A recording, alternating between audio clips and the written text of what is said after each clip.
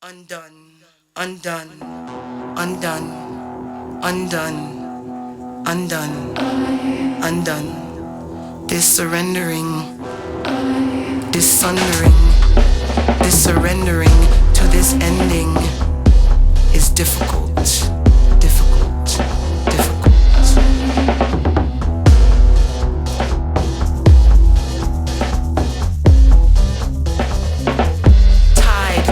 Tied as I was to my mother's apron strings. The advances of life went largely unnoticed.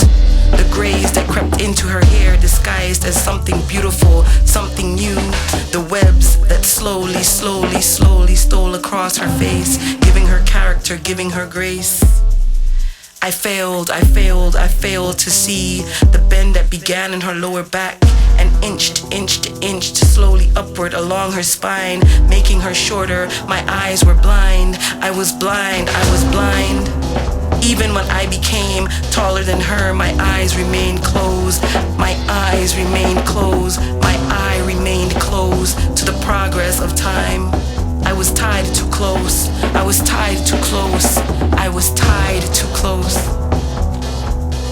I turned uneasy eyes away from the times she forgot things she meant to remember. Names, dates, children. Names, dates, children. Names, dates, her children.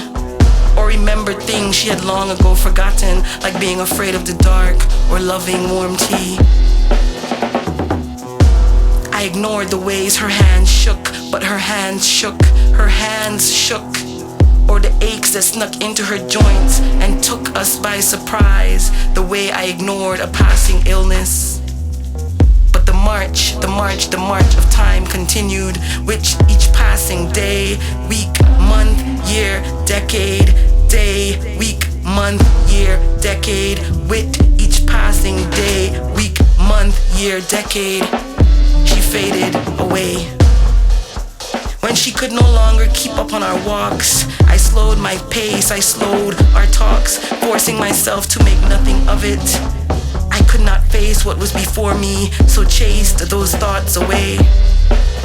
All of those times she sent me for the mail. She was tired, I said. From gardening or cooking or chatting, I let go the fear that she had never been tired before. See, the strings were bound too tightly. Those strings were bound too tightly. These strings are bound too tightly, bonding her and I had never seen where I ended and she began, where she ended and I began, where we bended, blended, mended and ended and began apart. Even when we were seas apart, she was there, a heart, a call, a letter, a thought away. A heart, a call, a letter, a thought away. A heart, a call, a thought, a letter away. When I returned, we picked up where we had left off. Soft, strong, together. Trips to the beach, lunches, restless days spent wandering hills, laughing, crying, living, not dying, never dying. Mother, best friend, whatever. I am not ready.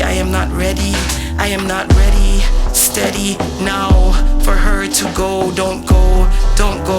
Go slow, don't go. It is the one thing she has neglected to prepare me for. But time has finally wisened me up, and none too gently. It reached out and touched me the morning I ran to my mother's home because she did not answer the phone. Please answer the phone, please answer your phone. And found her lying in bed alone, weeping for a mother long gone, begging me not to leave her, begging me not to leave her, begging me, she was begging me not to leave her, realizing she was slowly leaving me. So many days now, we no longer walk paths we once knew so well, or rush out to meet the swells that crest on our beaches. Instead, we sit on our porch in a wicker rocking chair specially built for two, her and I, me and her, and we watch the water, this beloved mother, this surrendering this surrendering to this rending daughter. And she holds me, and I hold her. And sometimes while brushing fingers through each other's hair, across each other's faces, along each other's hands, we contemplate a non-too-distant future out there that demands that these apron strings will finally, forcibly be undone, undone, undone, undone, undone, undone. This surrendering, this sundering, this surrendering to this ending is difficult.